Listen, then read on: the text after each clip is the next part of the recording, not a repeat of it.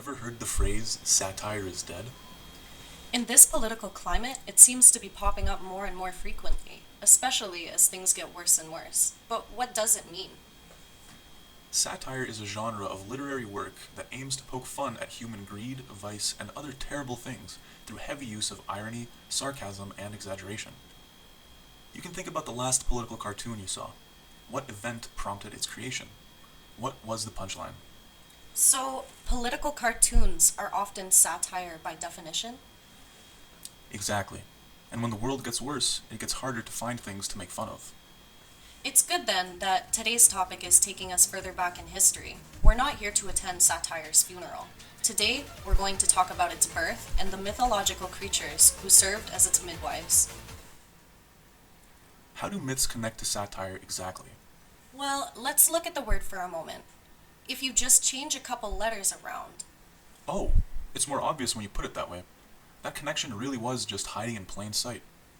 so, if we know that satire and the ancient Greek satyr creatures are connected, and that satire is a reflection of a political climate, then could the same be true for satyrs? How were satyr plays used to engage with the world around them? What are satyr plays, though? Easy question.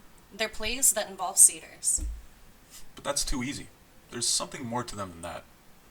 And for that, we need context. Let's glance at the times they were first performed. Ah, the Great Dionysia Festival.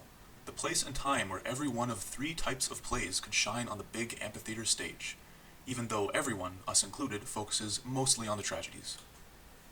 There is a noted king of tragedy, in fact, a man called Aeschylus. We only have 7 of his plays remaining, but he was so connected to tragedy and to his works that it was said Dionysus went out of his way to order a young Aeschylus around. He won a lot of awards for his plays, first starting in 484 BCE. And those awards were presented at the end of Dionysia, a several-day festival with a lot of drinking and revelry within it. Dionysus was the god of such things, but it also existed to remind the Athenians about how cool they were for engaging in art, drama, and for respecting the gods. You go, ancient Athenians.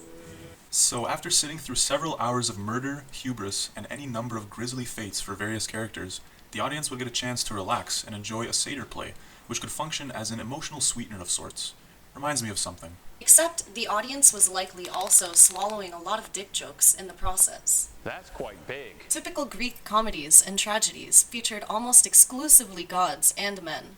Beings outside of that were rare, and satyrs, being connected to Dionysus, patron of the theater festival, were basically given an entire genre dedicated to lightening the mood. A satyr play was created in conjunction with a set of 3 tragedies, as was custom for Dionysia, and performed all at roughly the same time.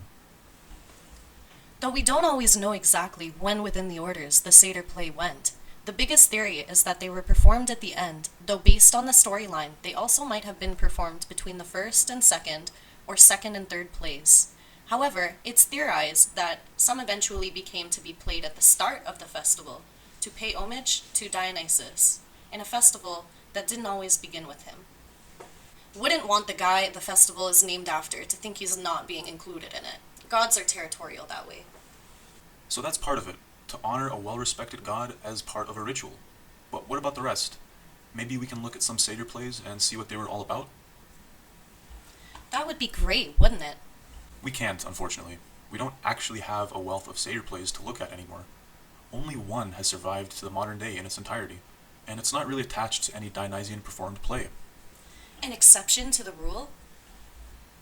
How scandalous. But yes, behold, the Cyclops, a satyr play by Euripides and tied to the epic poem The Odyssey. In short, the Odyssey is the story of one guy, appropriately named Odysseus, and his very long and very convoluted journey home to his wife and child after the Trojan War. As a trickster-type character, he gets into just about any type of shenanigans you can imagine on his way there. And this particular mini-adventure just so happens to involve a Cyclops. Cyclops contains some pretty funny jokes. Have the drink of Bromius, the juice of the vine. No, indeed, and thus it is a joyless land they dwell in. But in this particular passage, there's a very interesting piece of trivia, another secretly hidden tie to Dionysus in the form of an epithet. Epithet meaning another title a god is known by. This epithet in particular also appears in Aeschylus's Eumenides, the last installment in the tragic trio of the Orestia. specifically in mention to Dionysus having led his Bacchantes off to war. It's like we're playing Where's Waldo with a wine god. At least it's a pretty easy game. The rest of Cyclops is a simple story about how the Satyrs, a collection of men with tie-on phalluses, who formed the chorus, got Odysseus in trouble with one particular Cyclops, a son of Poseidon, who Odysseus then humiliated with wordplay, loud noises, alcohol, and revelry, which, if you know Dionysus, tracks.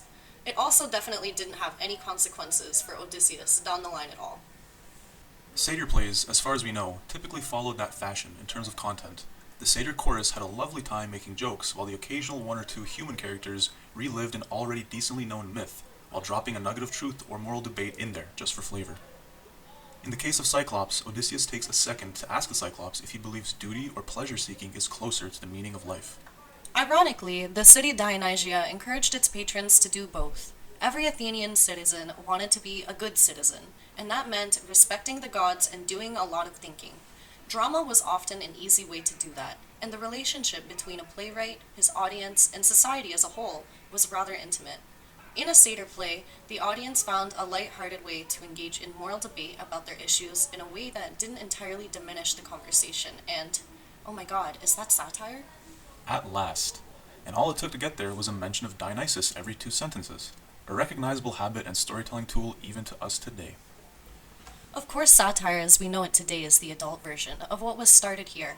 It had a lot of growing up to do back then, but just as it was then, it's one of the most effective tools one has to open discussion about any given theme, easily, almost sneaking up on it when you least expect it.